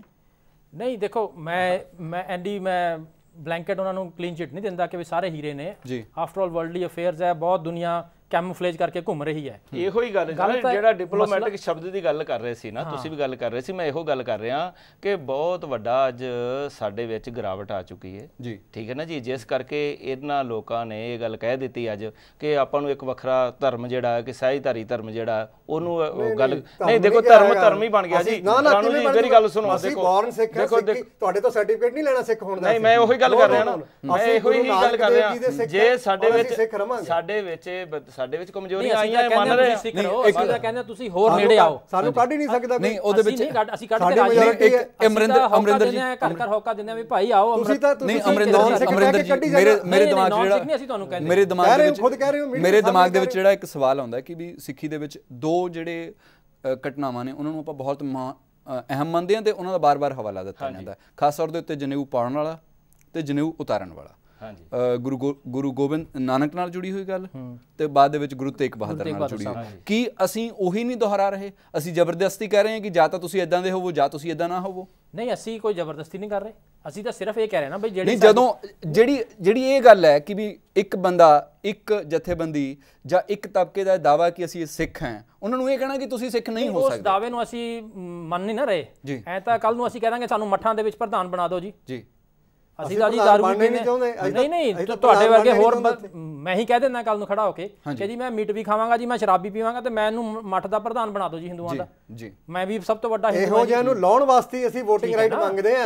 ਇਹੋ ਜਿਹਾ ਨੂੰ ਲਾਉਣ ਵਾਸਤੇ VOTING ਰਾਈਟ ਮੰਗਦੇ ਆ। ਜਿਹੜੇ ਇਹੋ ਜਿਹੇ ਹੋਣਗੇ ਉਹਨਾਂ ਨੂੰ ਅਸੀਂ ਲਾਵਾਂਗੇ। ਜੇ ਸਾਡਾ ਰਾਈਟ ਹੀ ਨਹੀਂ ਹੋਊਗਾ ਤੇ ਅਸੀਂ ਪੈਸਾ ਟੇਕਦੇ ਆ, ਮੱਥਾ ਟੇਕਦੇ ਆ। ਤੁਸੀਂ ਤਾਂ ਆਪਣੇ ਵਰਗੇ ਬਣਾ ਦਿਓਗੇ, ਉਹਨਾਂ ਨੂੰ ਹੋਰ ਵੀ ਪਰੇ ਖਿੱਚ ਲਓਗੇ। ਅਸੀਂ ਮੰਗ ਹੀ ਨਹੀਂ ਰਹੇ, ਅਸੀਂ VOTING ਰਾਈਟ ਹੀ ਮੰਗ ਰਹੇ ਆ। ਤੁਸੀਂ ਤਾਂ ਮਾੜੀ ਮੋਟੀ ਜਿਹੜੀ ਸਾਬਤ ਸੂਰਤ ਹੈ ਉਹ ਵੀ ਨਹੀਂ ਨਜ਼ਰ ਰਹਿਣ ਦੇਣੀ, ਅਧਿਕਾਰ ਨਹੀਂ ਮੰਗ ਰਹੇ। ਹਾਂਜੀ ਅਮਰਿੰਦਰ ਜੀ, ਜਿਹੜੀ ਗੱਲ ਇੱਕ ਤਾਂ ਪਹਿਲਾਂ ਉਹਨਾਂ ਨੇ ਹੀਰੇ ਦੀ ਇੱਕ ਤਸ਼ਵੀਰ ਦਿੱਤੀ ਹੀਰਿਆਂ ਤੇ ਇਤਬਾਰ ਕਰਨ ਫਿਰ। ਹਾਂਜੀ, ਇੱਕ ਤਾਂ ਮਸਲਾ ਮੇਰਾ ਸਵਾਲ ਉਹ ਮੈਂ ਵਾਪਸ ਉਸ ਤੇ ਆਉਣਾ ਕਿ ਵੀ ਕੀ ਸਾਰੇ ਹੀਰੇ ਹੀ ਨੇ?